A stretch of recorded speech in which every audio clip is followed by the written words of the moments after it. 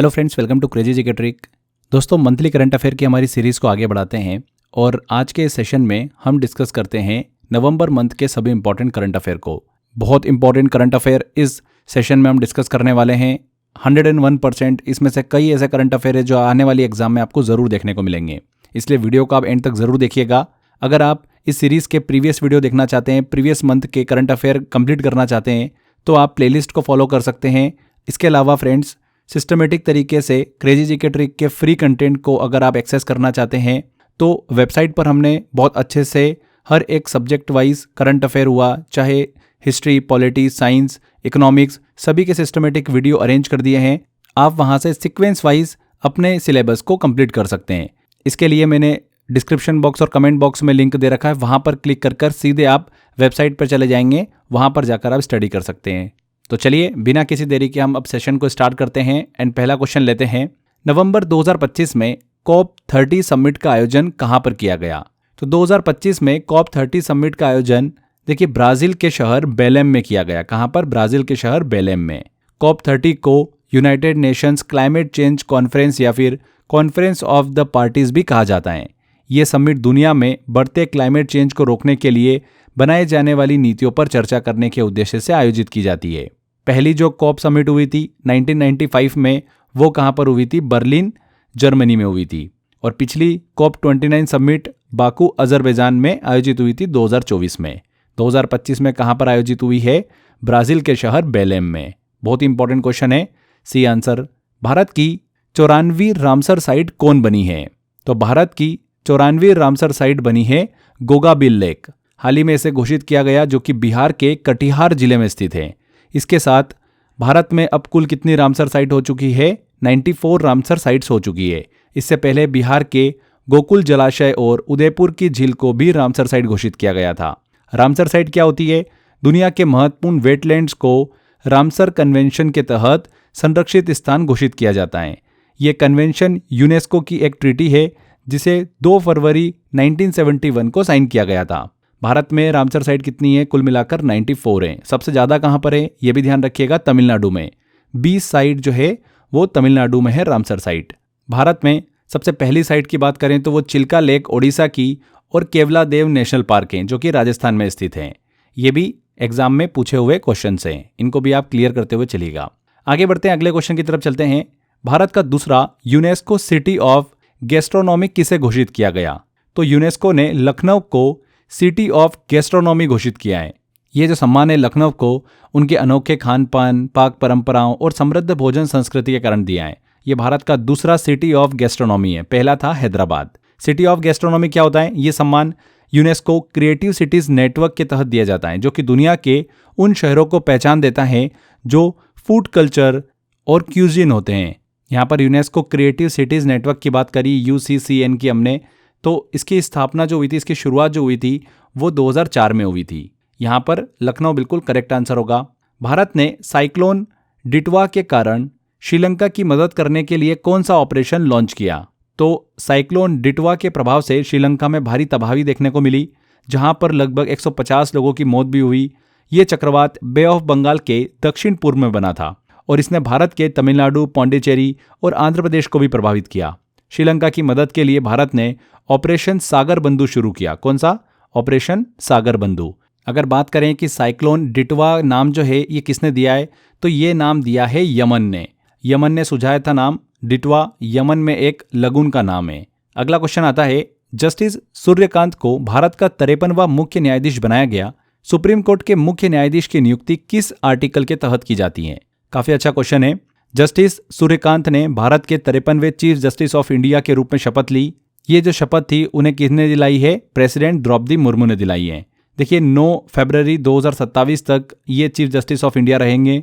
उन्होंने किनको रिप्लेस किया है? जस्टिस BR गवई को रिप्लेस किया है। सुप्रीम कोर्ट की बात करें तो सुप्रीम कोर्ट की नियुक्ति प्रक्रिया आर्टिकल 124 के तहत होती है। आर्टिकल 124(1) सुप्रीम कोर्ट की स्थापना और चीफ जस्टिस ऑफ इंडिया सहित जजेस की संख्या निर्धारित करता है। वहीं अगर हम आर्टिकल 124(2) की बात करें तो ये चीफ जस्टिस ऑफ इंडिया और अन्य जजेस की नियुक्ति प्रेसिडेंट द्वारा की जाती है, इसके बारे में उल्लेख करता है। तो आर्टिकल 124 जो है ना, ये संबंधित हैं सुप्रीम कोर्ट के मुख्य न्यायाधीश की नियुक्ति से। यहाँ पर ए आंसर बिल्कुल करेक्ट होगा। नेक्स्ट है 24 नवंबर को लचित बोरफुकन की 403वीं जयंती मनाई गई। यह क्रांतिकारी किस राज्य से संबंधित हैं? तो 24 नवंबर को महान स्वतंत्रता वीर लचित बोरफुकन की 403वीं जयंती मनाई गई। इनका जन्म नवंबर 1622 को असम के चराईदेव में हुआ था। लचित बोरफुकन की बात करें तो ये सेनापति थे। इन्हें पूर्वोत्तर का शिवाजी भी कहा जाता है। इनसे रिलेटेड एक कांसे की प्रतिमा जो है वो असम के जोरहाट में स्थित है 120 फुट की, जिसका अनावरण प्रधानमंत्री नरेंद्र मोदी ने मार्च 2024 में किया था। ध्यान रखिएगा फ्रेंड्स, यहाँ पर असम बिल्कुल करेक्ट आंसर होगा, असम से संबंधित है। अगला क्वेश्चन आता है नवंबर 2025 में डेविस कप का खिताब किसने जीता है? तो नवंबर 2025 में इटली ने स्पेन को 2-0 से हराकर डेविस कप का खिताब जीता है। यह लगातार तीसरी बार है जब इटली ने यह प्रतिष्ठित टेनिस टीम टूर्नामेंट का खिताब अपने नाम किया है। अब तक इटली कुल 4 डेविस कप टाइटल जीत चुका है। पहली जीत 1976 में उसे मिली थी। डेविस कप की बात करें तो दुनिया की सबसे बड़ी international men's team tennis competition है, जिसकी शुरुआत 1900 में हुई थी। इसे दुनिया का सबसे पुराना टेनिस टीम इवेंट माना जाता है। भारत 3 बार फाइनल में पहुंच चुका है, 1966, 1974 और 1987 में। 2025 का डेविस कप का टाइटल किसने जीता है? इटली ने जीता है। अगला आता है 2025 महिला क्रिकेट विश्व कप में प्लेयर ऑफ द सीरीज का खिताब किस खिलाड़ी को दिया गया? बहुत ही इंपॉर्टेंट क्वेश्चन है। 2025 women's ODI cricket world cup का खिताब भारत ने जीता। पहली बार भारत ने टाइटल अपने नाम किया है। फाइनल जो हुआ था वो 2 नवंबर को डीवाई पाटिल स्टेडियम में नवी मुंबई में खेला गया, भारत और साउथ अफ्रीका के बीच में। भारत ने साउथ अफ्रीका को 52 रनों से हराकर पहली बार वुमेन्स ओडीआई वर्ल्ड कप अपने नाम किया है। इस पूरे टूर्नामेंट में दीप्ति शर्मा ने शानदार प्रदर्शन किया और 22 विकेट लिए हैं और उन्हें प्लेयर ऑफ द सीरीज का खिताब दिया गया। वुमेन्स ओडीआई वर्ल्ड कप की बात करें तो इसकी शुरुआत 1973 इंग्लैंड में हुई थी, पुरुषों के विश्व कप से भी 2 साल पहले। कितनी यूनिक चीज है, ध्यान रखिएगा इस चीज को। और पहली बार विनर उस समय रहा था इंग्लैंड, रनर अप कौन था? ऑस्ट्रेलिया था। वर्ल्ड कप टाइटल को लेकर सबसे सफल टीम की बात करें वुमेन्स में तो ऑस्ट्रेलिया टीम आती है, जो 7 टाइटल जीत चुकी है। 1973 में ये वर्ल्ड कप सीरीज स्टार्ट हुई, तब से लेकर अब तक भारत ने एक बार भी वर्ल्ड कप नहीं जीता था। 2025 में भारत ने अपना पहला टाइटल जीता है, इसलिए बहुत ही इंपॉर्टेंट है। एग्जाम में यहां से क्वेश्चन डेफिनेटली पूछा जाएगा। Deepti Sharma player of the series रही है। यह भी ध्यान रखिएगा कि भारत की कैप्टन कौन थी इस वर्ल्ड कप में? हरमनप्रीत कौर थी। ठीक है, अगला क्वेश्चन आता है 2025 में बुकर प्राइज किसने जीता है? तो 2025 का बुकर प्राइज हंगेरियन ब्रिटिश लेखक है डेविड सलाय, उनको उनकी नॉवेल फ्लैश के लिए दिया गया। वे बुकर प्राइज जीतने वाले पहले हंगेरियन मूल के लेखक भी बने हैं। ये उनकी 6ठी नॉवेल है। अगर हम फ्लैश नॉवेल की बात करें तो ये कहानी इश्तवान नाम के एक हंगरी व्यक्ति पर आधारित है। इसे पेंगुइन बुक्स द्वारा प्रकाशित किया गया। अगर हम बुकर प्राइज की बात करें फ्रेंड्स 2024 की, इससे पहले जो हुआ था वहाँ पर जो विनर रहा था वो कौन रहा था? यूके की सामांथा हार्वे रही थी। उनकी बुक, उनकी नॉवेल ऑर्बिटल के लिए उन्हें बुकर प्राइज से सम्मानित किया गया था। 2025 में किसे दिया गया? डेविड सलाय को दिया गया, उनकी बुक फ्लैश के लिए। आगे बढ़ते हैं, मंजू बाला इनमें से किस खेल से संबंधित हैं? तो मंजू बाला भारत की हैमर थ्रो खिलाड़ी हैं। 2014 एशियन गेम्स में उन्होंने ब्रॉन्ज मेडल जीत रखा है इस इवेंट में। हाल ही में देखिए नाडा नेशनल एंटी डोपिंग एजेंसी ने उन्हें डोपिंग वायलेशन के कारण 5 साल के लिए प्रतिबंधित कर दिया, इसलिए सुर्खियों में रही है। 10 जुलाई 2024 से लागू हुआ, जो कि 2029 तक चलेगा। यहाँ पर हैमर थ्रो से संबंधित हैं। यहाँ पर फ्रेंड्स हम आगे बढ़ें उससे पहले एक बहुत ही स्पेशल ऑफर है आप सभी के लिए। हम बात कर रहे हैं ईयर एंड स्पेशल ऑफर की। ये year and special offer 2 course पर आपको दिया गया है, एक मेरे 100 आवर जीएस के कोर्स के ऊपर एंड ओएसएस करंट अफेयर के ऊपर, जो कि चलने वाला है 31 दिसंबर तक। आप इसका फायदा ले सकते हैं। ओएसएस करंट अफेयर को आप मात्र 69 रुपीज़ में एनरोल कर सकते हैं। अगर आपने नहीं लिया है तो करंट अफेयर का बेस्ट सॉल्यूशन हमने प्रोवाइड कर रखा है ओएसएस करंट अफेयर के अंदर, आप इसको एनरोल कर सकते हैं। सारी पीडीएफ, सारा मैराथन, प्रैक्टिस के लिए मॉक टेस्ट, ई बुक्स, सब कुछ आपको इसमें करंट अफेयर के लिए दिया गया है। तो मात्र 69 रुपीज़ में एनरोल कर सकते हैं। इसके अलावा 100 आवर जीएस के कोर्स को, जो कि 1200 रुपये का देखिए प्राइस है, ये आप ईयर एंड ऑफर के थ्रू मात्र 799 रुपीज़ में एनरोल कर सकते हैं। 799 रुपये में आप इस कोर्स को एनरोल कर सकते हैं। जीएस का अगर आप कंप्लीट सॉल्यूशन ढूंढ रहे हैं तो बेस्ट कोर्स है आपके लिए। लास्ट टाइम रिवीजन से लेकर 100 घंटे के अंदर पूरी जीएस को आप बेहतरीन तरीके से कंप्लीट कर सकते हैं। काफ़ी बच्चों ने इस कोर्स को एनरोल किया है और काफ़ी अच्छा रिस्पॉन्स देखने को मिला है। उनका क्या रिव्यू रहा है वो इस वीडियो के लास्ट में मैं ज़रूर ऐड करूंगा, एक बार आप ज़रूर देखिएगा। एंड इस कोर्स को एनरोल करने के लिए लिंक मैंने डिस्क्रिप्शन बॉक्स और कमेंट बॉक्स में दे रखा है। इसके अलावा क्रेजी जीके ट्रिक एप्लीकेशन पर जाकर भी आप एनरोल कर सकते हैं। फाउंडेशन कोर्स में जाएंगे, वहाँ पर फोल्डर है कोर्स बाय अक्षय सर, उसमें जाकर आप इस कोर्स को एनरोल कर सकते हैं। तो ईयर एंड स्पेशल ऑफर है, 31 दिसंबर तक ये ऑफर आपको दिया गया है। अपनी सुविधा के हिसाब से आप इसको एनरोल कर सकते हैं। ज़्यादा से ज़्यादा शेयर करिएगा। चलिए वापस आते हैं हमारे लेक्चर पर, आगे बढ़ते हैं। अगला क्वेश्चन लेते हैं। बिहार में आयोजित विधानसभा चुनाव में जीत के बाद नीतीश कुमार ने कौन सी बार सीएम पद की शपथ ली है?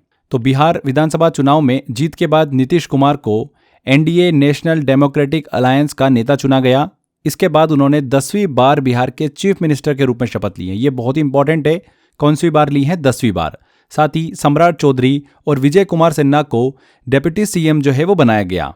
बिहार इलेक्शन के रिजल्ट की बात करें तो एनडीए ने 243 में से 202 सीटें जीती हैं। बिहार में 243 विधानसभा की सीटें हैं, जिसमें से 202 पर एनडीए ने जीत हासिल करी है।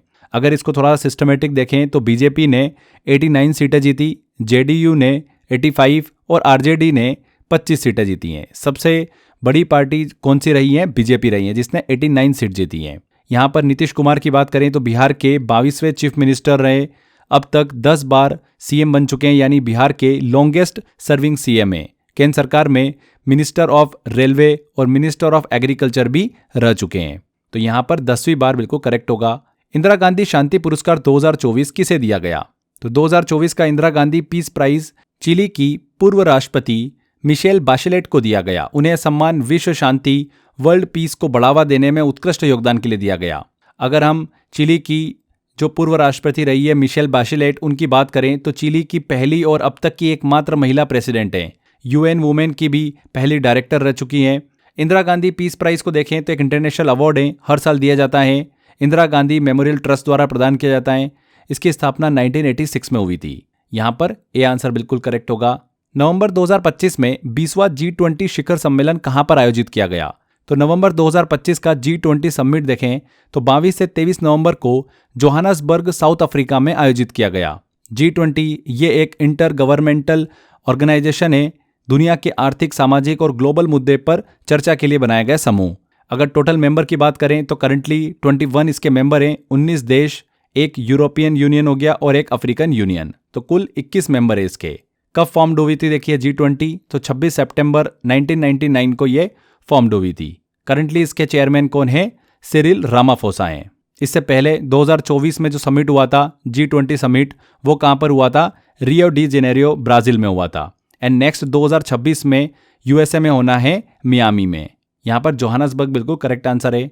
अगला आता है क्लाइमेट चेंज परफॉर्मेंस इंडेक्स 2026 में भारत की रैंक क्या है? तो COP 30 समिट में क्लाइमेट चेंज परफॉर्मेंस इंडेक्स 2026 भी जारी किया गया था। ये index German watch, new climate institute और क्लाइमेट एक्शन नेटवर्क द्वारा जारी किया जाता है। ये इंडेक्स देशों को उनके क्लाइमेट चेंज मिटिगेशन परफॉर्मेंस के आधार पर रैंक करता है। इंडिया की परफॉर्मेंस की बात करें तो भारत को रैंक दी गई है 23rd। पिछली बार भारत को जो रैंक दी गई थी वो दी गई थी 10th नंबर, मतलब 10वीं रैंक दी गई थी भारत को, यानी इस बार भारत की रैंक जो है वो गिरी है। यहाँ पर अगर हम बात करें टॉप 3 देशों की तो फर्स्ट, सेकेंड एंड थर्ड देखिए स्थान खाली रखा गया।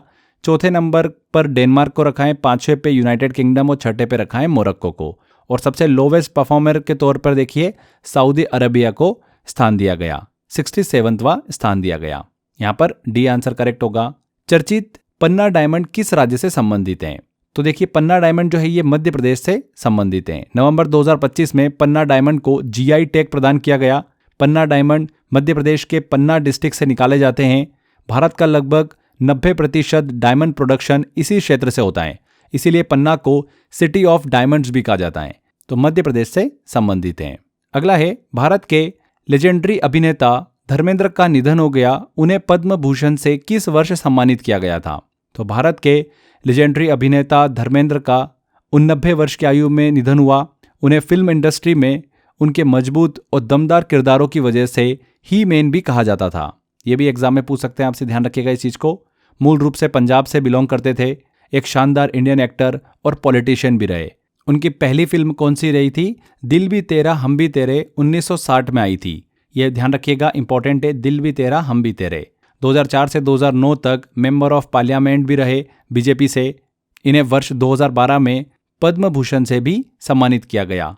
यहाँ पर ये पूछा गया है कि धर्मेंद्र को पद्म भूषण से कब सम्मानित किया गया, तो 2012 में इन्हें सम्मानित किया गया। नेक्स्ट क्वेश्चन आता है, संविधान दिवस कब मनाया जाता है? तो संविधान दिवस हर साल 26 नवंबर को सेलिब्रेट किया जाता है, कॉन्स्टिट्यूशन डे। इसे नेशनल लॉ डे भी कहा जाता है क्योंकि 26 नवंबर 1949 को कॉन्स्टिट्यूएंट असेंबली ने भारत का कॉन्स्टिट्यूशन अपनाया था। इस ऐतिहासिक दिन की याद में यह दिवस मनाया जाता है। यह दिवस सरकार द्वारा आधिकारिक रूप से 2015 में घोषित किया गया था। ये जरूर आप ध्यान रखिएगा। 26 नवंबर। भारत ने पहला blind women's T20 world cup किस टीम को हराकर जीता है? तो पहला blind women's T20 world cup 11 से 23 नवंबर तक आयोजित हुआ था। इसमें भारत ने नेपाल को 7 विकेट से हराकर पहला वर्ल्ड कप खिताब अपने नाम किया है। इंडिया टीम की कैप्टन कौन रही थी? दीपिका टीसी रही थी। कुल 6 टीमों ने इसमें पार्टिसिपेट किया था, इंडिया, नेपाल, पाकिस्तान, श्रीलंका, ऑस्ट्रेलिया और यूएसए। और भारत ने ये खिताब अपने नाम किया है। किसको हराकर भारत ने जीता है? तो नेपाल को फाइनल में हराकर ये खिताब अपने नाम किया है। तो नेपाल यहाँ पर बी आंसर। 2030 कॉमनवेल्थ गेम का आयोजन किस सिटी में किया जाएगा? तो 2030 के कॉमनवेल्थ गेम का आयोजन अहमदाबाद, गुजरात में किया जाएगा। यह फैसला कॉमनवेल्थ स्पोर्ट जनरल असेंबली ने ग्लासगो में लिया। 2030 एडिशन इन खेलों का 24वां संस्करण होगा। 2026 कॉमनवेल्थ गेम की बात करें तो ग्लासगो, स्कॉटलैंड में इसका आयोजन होना है। ये इसका 23rd एडिशन होगा। 23 जुलाई से 2 अगस्त 2026 के बीच में इसका आयोजन किया जाएगा। कॉमनवेल्थ गेम पहली बार 1930 में हैमिल्टन, कनाडा में आयोजित किए गए थे। अगला आता है question, world urbanization prospect report 2025 के अनुसार दुनिया की सबसे ज्यादा आबादी वाला शहर कौन सा है? तो यूनाइटेड नेशन ने अपनी वर्ल्ड अर्बनाइजेशन प्रॉस्पेक्ट रिपोर्ट जारी करी है। इस रिपोर्ट में वैश्विक शहरी संख्या की वृद्धि का विश्लेषण किया जाता है। रिपोर्ट के अनुसार जकार्ता, इंडोनेशिया दुनिया का सबसे अधिक आबादी वाला शहर बना है। इससे पहले यह स्थान टोक्यो, जापान को था, टोक्यो शहर को था। अब वो स्थान जो है किसने ले लिया है? जकार्ता, इंडोनेशिया ने लिया है। यहाँ की जो पॉपुलेशन बताई गई है वो कितनी बताई गई है? 41.9 मिलियन बताई गई है। सेकेंड नंबर पर ढाका है 36.6 मिलियन के साथ। थर्ड नंबर पर आता है टोक्यो 33.4 मिलियन के साथ। और भारत का जो न्यू दिल्ली है ये 4th नंबर पर आता है 30.2 मिलियन जनसंख्या के साथ में। ओके, यहाँ पर जकार्ता बिल्कुल करेक्ट होगा। नेक्स्ट है, प्रो कबड्डी लीग के 12वें सीजन का विजेता कौन रहा है? तो प्रो कबड्डी लीग के 12वें सीजन का आयोजन न्यू दिल्ली में किया गया। इस बार फाइनल बहुत ही रोमांचक रहा है, जहां पर दबंग दिल्ली ने पुनेरी पल्टन को 31-28 से हराकर ये खिताब अपने नाम किया है। ये दूसरी बार है जब दबंग दिल्ली ने प्रो कबड्डी लीग का खिताब जीता है। दबंग दिल्ली यहाँ पर विजेता रहा है। प्रो कबड्डी लीग की बात करें तो भारत में आयोजित एक मेंस कबड्डी लीग है जिसकी शुरुआत 2014 में हुई थी। मोस्ट सक्सेसफुल टीम की बात करें तो पटना पायरेट्स का नाम आता है। 3 टाइटल उन्होंने जीते हैं। और पहली बार जो विजेता रहा था, मतलब इसके फर्स्ट एडिशन में, तो फर्स्ट चैंपियन 2014 में बना था जयपुर पिंक पैंथर। 2025 का PKL मतलब प्रो कबड्डी लीग का खिताब किसने जीता है? दबंग दिल्ली ने जीता है। ये इसका 12वां सीजन था। भारत की कौन सी सिटी एशियाज हैप्पीएस्ट सिटीज 2025 में शीर्ष स्थान पर रही हैं? तो टाइम आउट द्वारा जारी सिटी लाइफ इंडेक्स 2025 में मुंबई को एशियाज हैप्पीएस्ट सिटी घोषित किया गया है। इस सूची में दूसरी और तीसरी पोजीशन पर बीजिंग और शंघाई हैं। यहाँ पर मुंबई बिल्कुल करेक्ट होगा। राष्ट्रपति द्रौपदी मुर्मू ने नवंबर 2025 में किस देश के 50वें स्वतंत्रता दिवस कार्यक्रम में भाग लिया? अच्छा क्वेश्चन है।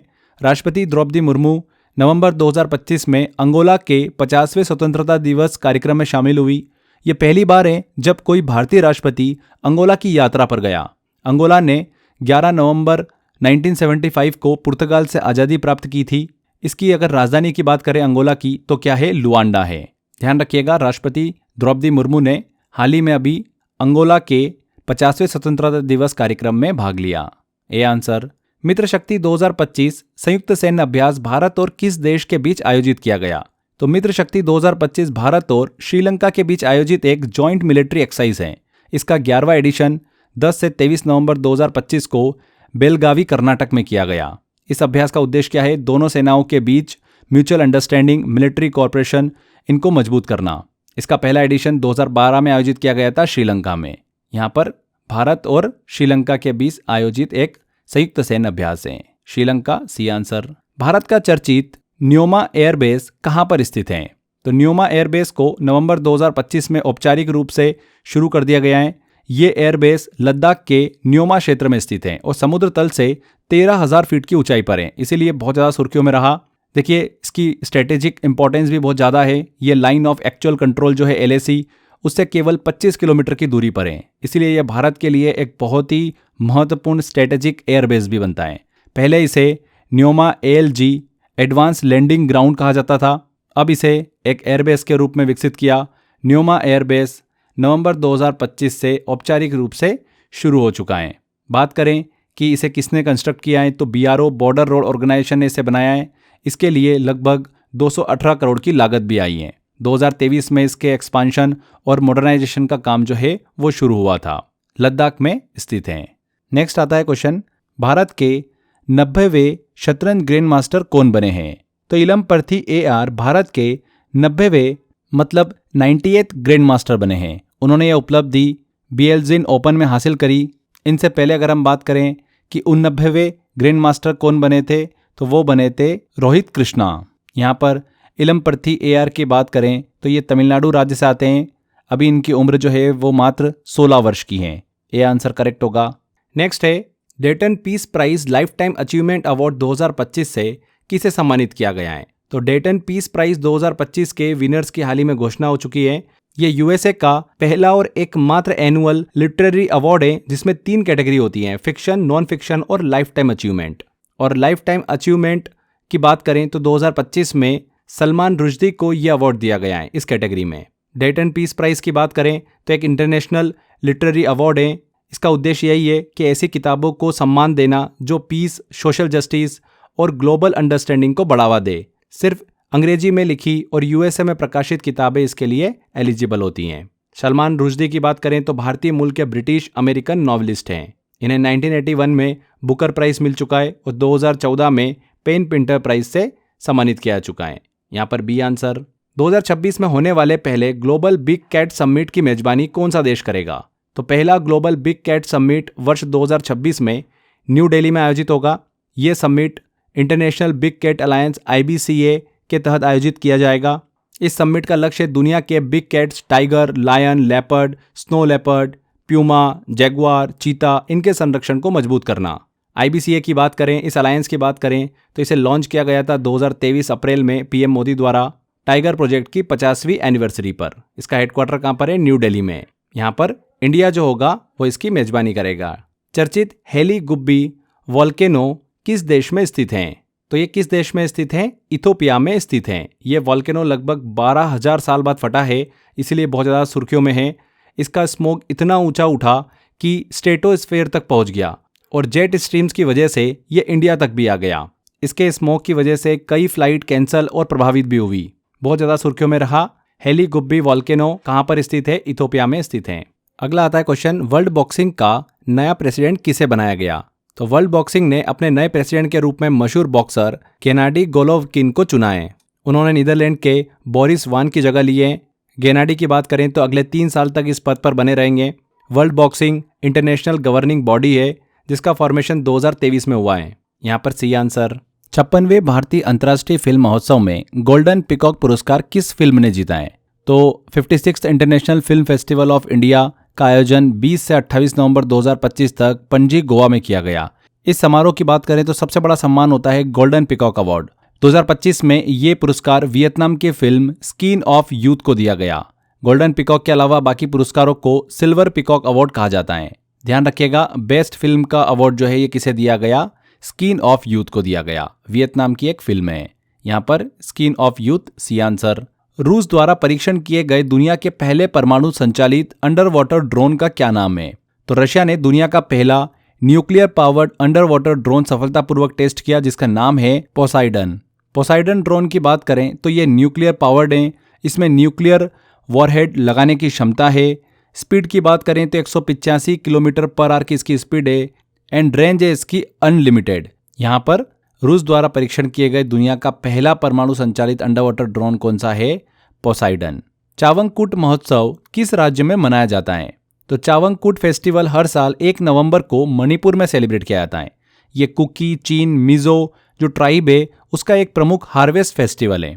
इसे कुट फेस्टिवल भी कहा जाता है।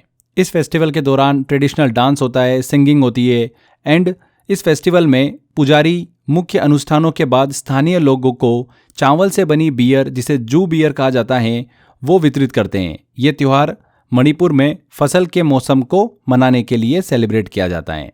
मणिपुर करेक्ट आंसर होगा। आगे बढ़ते हैं। World justice project rule of law index में भारत की रैंक क्या है?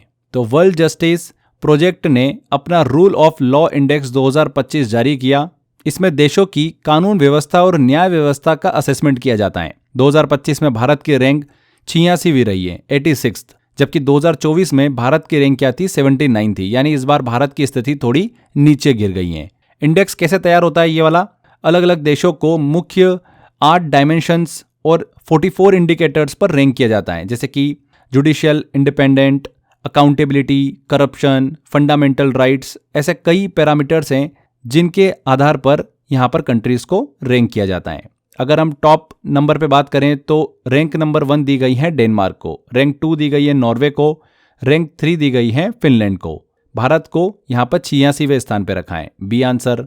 अफ्रीकी देश तंजानिया की नई राष्ट्रपति कौन बनी है? तो सामिया सुलूहू हसन ने तंजानिया के प्रेसिडेंट इलेक्शन में बड़ी जीत हासिल करी। लगभग 98% वोट उन्हें मिले हैं, जो कि बहुत बड़ी जीत मानी जा रही है। 2021 से वे राष्ट्रपति पद पर हैं और अब दोबारा राष्ट्रपति बन गई हैं। तंजानिया की बात करें तो ईस्ट अफ्रीका की एक कंट्री है जिसकी कैपिटल क्या है? डोडोमा है। यहाँ पर सी आंसर। अगला आता है क्वेश्चन। रामदरश मिश्र जिनका हाल ही में निधन हुआ किस क्षेत्र से संबंधित थे? तो रामदरश मिश्र की बात करें, उनका 101 वर्ष की उम्र में निधन हुआ।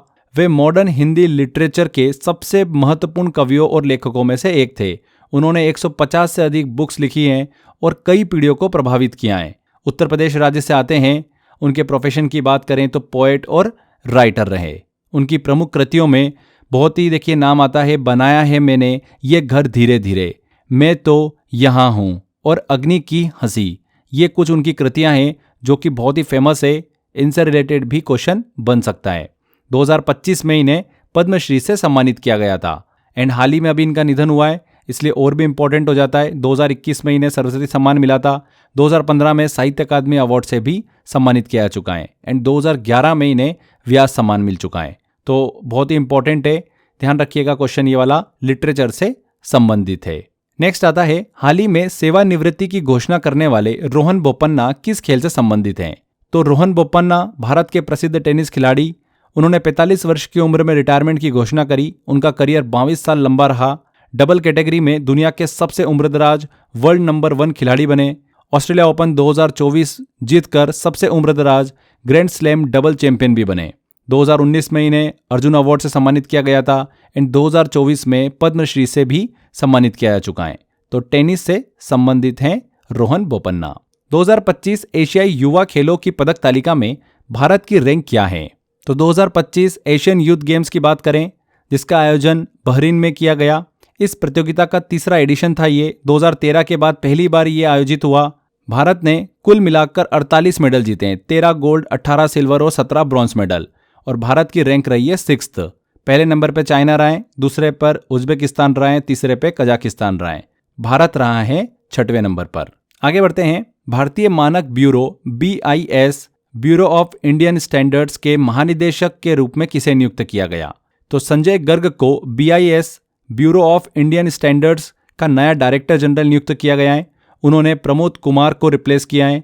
अगर संजय गर्ग की बात करें तो ये केरला से आते हैं, 1994 बैच के IAS ऑफिसर हैं। हम BIS की बात करें तो भारत की राष्ट्रीय मानक संस्था है, नेशनल स्टैंडर्ड्स बॉडी है, एक स्टैट्यूटरी बॉडी है जिसका फॉर्मेशन दिसंबर 1986 में हुआ था। किस मिनिस्ट्री के अंतर्गत आती है ये? मिनिस्ट्री ऑफ कंज्यूमर अफेयर्स के अंतर्गत।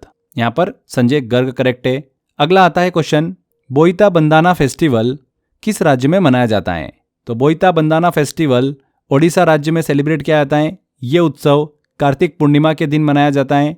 ये प्राचीन मैरीटाइम ट्रेडिशन को सम्मान देने के लिए सेलिब्रेट किया जाता है, जब ओडिशा के व्यापारी समुद्र मार्ग से साउथ ईस्ट एशिया तक व्यापार किया करते थे।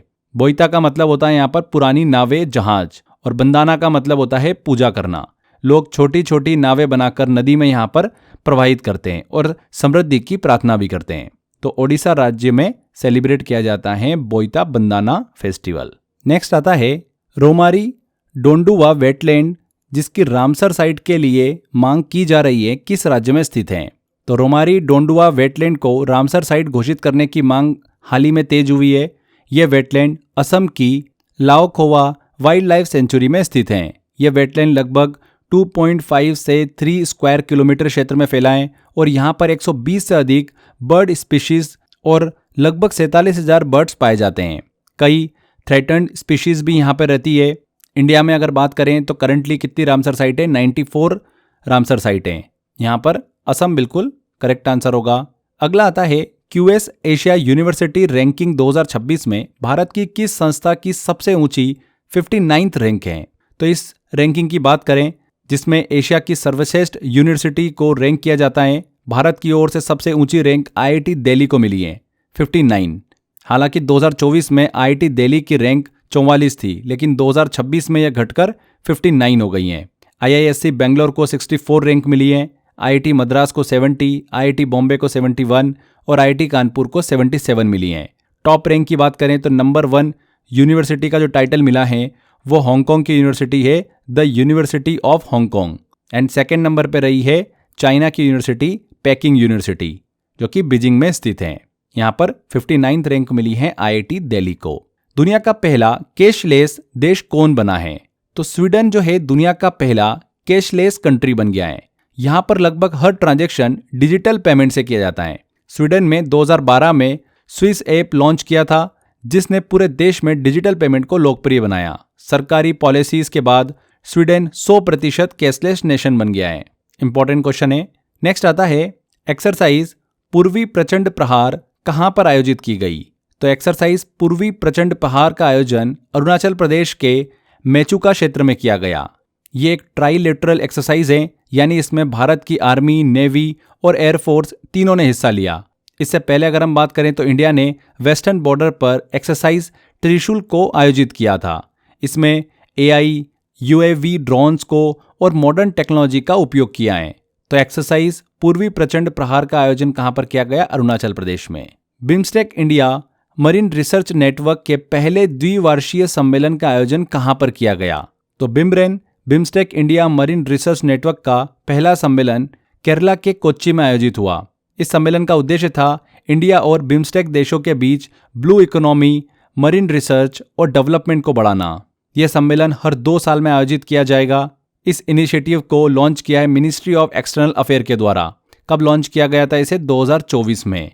यहाँ पर हमने बिम्स्टेक की बात करी तो ये ध्यान रखिएगा कि बिम्स्टेक का फॉर्मेशन जो है वो 1997 में हुआ था और हेडक्वार्टर कहाँ पर इसका? ढाका, बांग्लादेश में। नेक्स्ट आता है question, UBS global wealth report 2025 के अनुसार सबसे ज्यादा करोड़पतियों की सूची में भारत की रैंक क्या है? तो यूबीएस ने अपनी ग्लोबल वेल्थ रिपोर्ट 2025 जारी करी, जिसमें दुनिया के देशों की वेल्थ डिस्ट्रीब्यूशन और नंबर ऑफ मिलियनर्स का एनालिसिस किया है। यूबीएस के मिलियनर्स इंडेक्स के अनुसार भारत में 9,17,000 मिलियनर्स रहते हैं। इसी आधार पर भारत की रैंक दी गई है 14th, 14वें नंबर पर भारत को रखा है। भारत के पास दुनिया की कुल पर्सनल वेल्थ का 3.4% हिस्सा है। टॉप 3 कंट्रीज की बात करें तो पहले नंबर पर यूनाइटेड स्टेट आता है, दूसरे नंबर पर चाइना आता है एंड तीसरे नंबर पर आता है फ्रांस। आगे बढ़ते हैं। दुनिया का पहला global ethical standards on neuro technology किसके द्वारा अपनाया गया? किसके द्वारा अपनाया गया? यूनेस्को के द्वारा। न्यूरो टेक्नोलॉजी क्या होती है? ऐसी टेक्नोलॉजी जो हमारे ब्रेन की एक्टिविटी को पढ़ सकती हैं, ब्रेन से सीधे मशीन को कंट्रोल करा सकती हैं। यहाँ पर समस्या क्या थी? दिमाग से जुड़ा डेटा यानी माइंड डेटा बहुत ही प्राइवेट होता है। अगर ये डेटा गलत हाथों में चला जाए तो मिसयूज हो सकता है, मेंटल प्राइवेसी का खतरा बढ़ जाता है। इसीलिए यूनेस्को ने दुनिया के लिए पहली बार ग्लोबल एथिकल स्टैंडर्ड जारी किए हैं, ताकि दिमाग से जुड़ी टेक्नोलॉजी का सही, सुरक्षित और एथिकल इस्तेमाल हो, लोगों की ब्रेन प्राइवेसी और ह्यूमन राइट सुरक्षित रहे। तो किसके द्वारा अपनाया गया? यहाँ पर यूनेस्को के द्वारा अपनाया गया दुनिया का पहला global ethical standard on neuro technology. German watch द्वारा जारी ग्लोबल क्लाइमेट रिस्क इंडेक्स 2026 में दीर्घकालिक मतलब लॉन्ग टर्म इंडेक्स में सूचकांक में भारत की रैंक क्या है? तो यहाँ पर बात हो रही है ग्लोबल क्लाइमेट रिस्क इंडेक्स 2026 की, जिसे जर्मन वॉच नाम की एक एनवायरमेंटल एनजीओ है वो जारी करता है। ये इंडेक्स ये बताता है कि पिछले कई सालों में क्लाइमेट रिलेटेड जो डिजास्टर आए हैं जैसे कि फ्लड्स, साइक्लोन, हीट वेव्स, इनसे कौन कौन से देश सबसे ज़्यादा प्रभावित हुए हैं। तो लॉन्ग टर्म इंडेक्स की बात कर रहे हैं हम। यहाँ पर 1995 से 2024 यानी लगभग 30 साल की अवधि का एनालिसिस किया गया। इस लॉन्ग टर्म इंडेक्स में भारत की रैंक आई है 9th, 90 नंबर पर भारत को रखा है। इसका मतलब क्या समझें कि इंडिया उन देशों में शामिल है जो पिछले कई दशकों से क्लाइमेट डिजास्टर से काफी ज्यादा प्रभावित रहा है। यहाँ पर सी आंसर बिल्कुल करेक्ट होगा। नेक्स्ट आता है आयरलैंड की 10वीं राष्ट्रपति के रूप में शपथ किसने ली है। किसने ली है? कैथरीन मार्टिना कोनाली ने। उन्होंने आयरलैंड की 10वीं प्रेसिडेंट के रूप में शपथ ली। ये आयरलैंड की 3rd फीमेल प्रेसिडेंट भी हैं। इन्होंने माइकल डी हिंगिस को रिप्लेस किया है जो 2011 से 2025 तक लगभग 14 साल से प्रेसिडेंट रहे। यहाँ पर बी आंसर। नवंबर 2025 में नोबेल विजेता जेम्स वॉटसन का निधन हुआ। उन्होंने किस चीज की खोज की थी? तो हाल ही में नवंबर 2025 में जेम्स वॉटसन का निधन हुआ। ये एक अमेरिकन बायोलॉजिस्ट और जूलॉजिस्ट रहे। इनकी सबसे बड़ी पहचान ये है कि इन्होंने फ्रांसिस क्रिक के साथ मिलकर डीएनए स्ट्रक्चर की खोज करी थी 1953 में, यानी डीएनए का डबल हेलिक्स मॉडल बताया था। इसी खोज के लिए 1962 में इन्हें नोबेल प्राइज इन मेडिसिन दिया गया। यहाँ पर डीएनए स्ट्रक्चर बी आंसर बिल्कुल करेक्ट होगा। डीएनए स्ट्रक्चर की खोज के लिए इन्हें नोबेल प्राइज मिला था। नेक्स्ट क्वेश्चन आता है the international week of science and peace कब मनाया जाता है? तो international week of science and peace हर साल 9 से 15 नवंबर के बीच सेलिब्रेट किया जाता है। इसका मुख्य उद्देश्य ये दिखाना होता है कि साइंस और पीस दोनों एक दूसरे से जुड़े हुए हैं। जहां साइंस में प्रोग्रेस होता है वहीं समाज में पीस भी बढ़ती हैं। पहली बार ये सप्ताह 1986 में जब यूएन ने इंटरनेशनल ईयर ऑफ पीस मनाया था तब शुरू हुआ था। 9 से 15 नवंबर, डी आंसर। एक्सरसाइज मालाबार 2025 का आयोजन कहां पर किया गया? तो एक्सरसाइज मालाबार दुनिया की सबसे महत्वपूर्ण नेवल एक्सरसाइज में से एक है। 2025 में इसका आयोजन गुआम में किया गया जो कि यूएस की ओवरसीज टेरिटरी है, वेस्टर्न पैसिफिक ओशन में स्थित है। ये एक्सरसाइज क्वाड नेशन के बीच होती है, इंडिया, यूनाइटेड स्टेट, जापान और ऑस्ट्रेलिया। भारत की तरफ से आईएनएस सह्याद्री ने इसमें हिस्सा लिया था। 2025 की ये जो नेवल एक्सरसाइज रही है ये कहाँ पर आयोजित हुई है? गुआम में आयोजित हुई है। यहाँ पर A answer. Smart exome app किस राज्य में लॉन्च किया गया? तो स्मार्ट एक्सोम ऐप असम सरकार द्वारा लॉन्च किया गया। इसे Assam state disaster management authority SDMA ने लॉन्च किया है, विकसित किया है। इस ऐप का काम रियल टाइम डिजास्टर अलर्ट देना होता है, फ्लड्स, अर्थक्वेक जैसी आपदाओं पर अपडेट्स देना। इसके अलावा रिलीफ सेंटर की जानकारी देना और डिपार्टमेंट्स के बीच बेहतर कोऑर्डिनेशन बनाना। तो असम राज्य में इसे लॉन्च किया गया। नेक्स्ट आता है क्वेश्चन, वेदेश्वरन राजा रामन किस क्षेत्र से संबंधित थे? तो वेदेश्वरन राजा रामन की बात करें तो भारत में कंप्यूटर साइंस शिक्षा के पायनियर माने जाते थे। भारत में शुरुआती कंप्यूटर प्रोग्रामिंग शिक्षा की इन्होंने नींव रखी। उनकी लिखी किताबें आज भी पढ़ाई जाती हैं। इन्हें 1998 में ही पद्म भूषण से सम्मानित किया जा चुका है। तो किस क्षेत्र से संबंधित थे? कंप्यूटर साइंस से संबंधित थे। नेक्स्ट क्वेश्चन आता है, विनबेक सैन्य अभ्यास का 6वां संस्करण भारत और किस देश के मध्य आयोजित किया गया? तो विनबेक सैन्य अभ्यास की बात करें तो ये भारत और वियतनाम के बीच होने वाला मिलिट्री एक्सरसाइज है। 2025 में इसका 6th एडिशन हनोई वियतनाम में आयोजित किया गया। इसका पहला संस्करण 2018 जबलपुर में आयोजित हुआ था, मध्य प्रदेश के जबलपुर में। एंड इसका जो 5th एडिशन रहा है इससे पहले 2024 में वो अंबाला हरियाणा में रहा है। इस मिलिट्री एक्सरसाइज का उद्देश्य यही है कि जॉइंट मिलिट्री ट्रेनिंग देना, दोनों देशों के बीच कॉर्पोरेशन को बढ़ाना। तो विनबेक सैन्य अभ्यास का 6वां संस्करण भारत और वियतनाम के मध्य आयोजित किया गया। नेक्स्ट क्वेश्चन आता है, हर साल संगाई फेस्टिवल किस राज्य में मनाया जाता है? तो संगाई फेस्टिवल हर साल 21 से 30 नवंबर के बीच मणिपुर में मनाया जाता है। ये टूरिज्म और कल्चरल फेस्टिवल है जिसका उद्देश्य दुनिया को मणिपुर की संस्कृति, परंपराएं और कला के बारे में बताना होता है। इसका नाम संगाई डियर के नाम पर रखा गया है जो मणिपुर का स्टेट एनिमल भी है। 2010 से पहले इसे मणिपुर फेस्टिवल के नाम से जाना जाता था। यहाँ पर डी आंसर मणिपुर बिल्कुल करेक्ट होगा। अजय वॉरियर एक्सरसाइज 2025 किन दो देशों के बीच द्विपक्षीय सैन्य अभ्यास है? तो अजय वॉरियर एक्सरसाइज की बात करें तो भारत और यूनाइटेड किंगडम के बीच होने वाला एक बायलैटरल मिलिट्री एक्सरसाइज है। 2025 में इसका 8वां एडिशन आयोजित किया गया 17 से 30 नवंबर तक। महाजन फील्ड फायरिंग रेंज राजस्थान में इसका आयोजन किया गया। इसमें दोनों देशों की सेनाओं ने काउंटर टेररिज्म ऑपरेशंस किए। इसका उद्देश्य दोनों देशों के बीच कोऑर्डिनेशन और कॉर्पोरेशन को बढ़ाना होता है। इसकी शुरुआत 2011 में हुई थी। इसे हर 2 साल में आयोजित किया जाता है, इंडिया और यूके। 2025 एशियन आर्चरी चैंपियनशिप में भारत की क्या रैंक रही है? तो इस चैंपियनशिप का आयोजन ढाका बांग्लादेश में किया गया। भारत ने शानदार प्रदर्शन करते हुए फर्स्ट रैंक यहां पर हासिल करी है। भारत ने कुल मिलाकर 10 मेडल जीते हैं, 6 गोल्ड, 3 सिल्वर और 1 ब्रॉन्ज मेडल। पदक तालिका में भारत का स्थान कौन सा रहा है? फर्स्ट नंबर रहा है, तो यहाँ पर ए आंसर। राउलाने फेस्टिवल भारत के किस राज्य में मनाया जाता है? तो राउलाने फेस्टिवल हिमाचल प्रदेश के किन्नौर जिले में सेलिब्रेट किया जाता है। ये लगभग 5000 साल पुराना पारंपरिक पर्व है, जहां इसे सोनी नाम की पर्वतीय आत्माओं के सम्मान में आयोजित किया जाता है। ये त्योहार मनुष्य, प्रकृति, आस्था के बीच एक पवित्र संबंध का प्रतीक भी है, तो यहाँ पर हिमाचल प्रदेश में इसे सेलिब्रेट किया जाता है। आगे बढ़ते हैं। कैम्ब्रिज डिक्शनरी द्वारा 2025 का वर्ड ऑफ द ईयर क्या घोषित किया गया है? तो पैरासोशल को कैम्ब्रिज डिक्शनरी ने वर्ड ऑफ द ईयर 2025 घोषित किया है। किसे? पैरासोशल को। इसका मीनिंग होता है एक ऐसा वन साइडेड रिलेशनशिप जहां कोई व्यक्ति किसी सेलिब्रिटी, इन्फ्लुएंसर या फिर फिक्शनल कैरेक्टर से इमोशनली जुड़ाव महसूस करता है, लेकिन सामने वाला व्यक्ति उसे बिल्कुल नहीं जानता है। एग्जाम्पल के तौर पे देखें तो कोई फैन रोज किसी यूट्यूबर के वीडियो देखता है और उसे अपना दोस्त जैसा मानने लगता है। इस भावना को पैरासोशल कहते हैं। अगर हम पिछले साल 2024 की बात करें तो वर्ड ऑफ द ईयर था मैनिफेस्ट। दोनों ध्यान रखिएगा, यहाँ पर बी आंसर।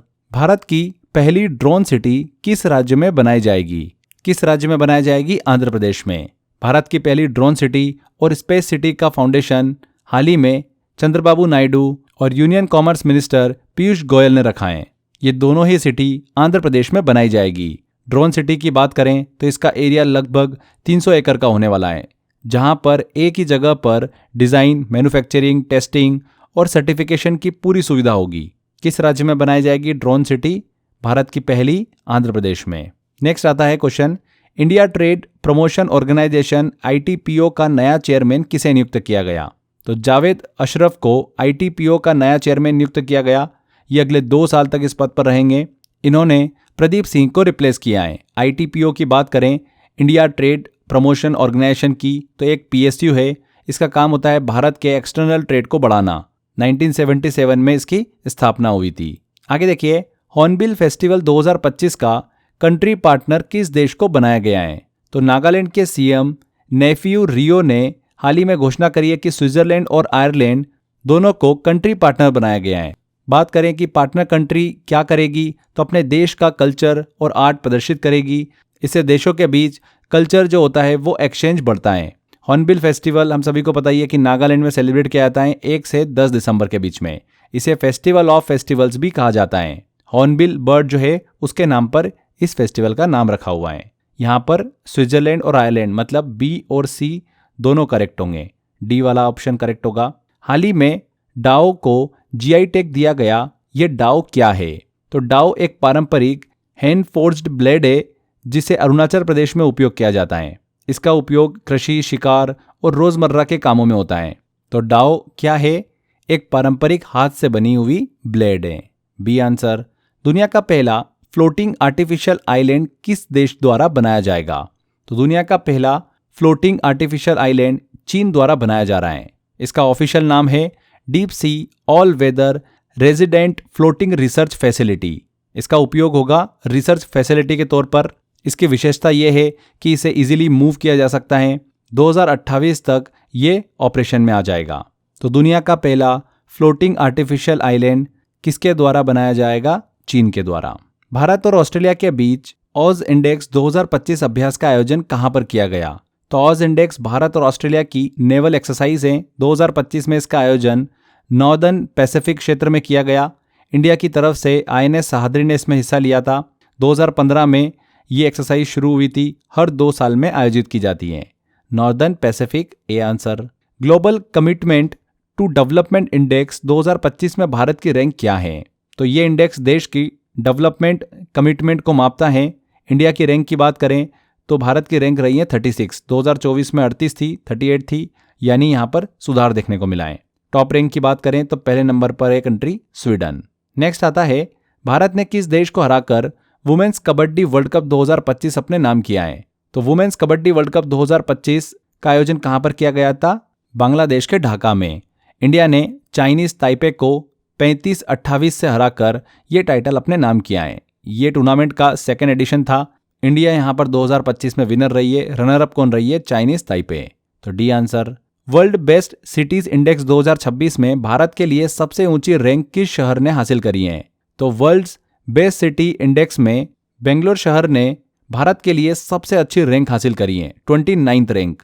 इसके अलावा अदर कंट्रीज देखें हम तो मुंबई को 40वीं रैंक मिली, दिल्ली को 54वीं रैंक मिली है।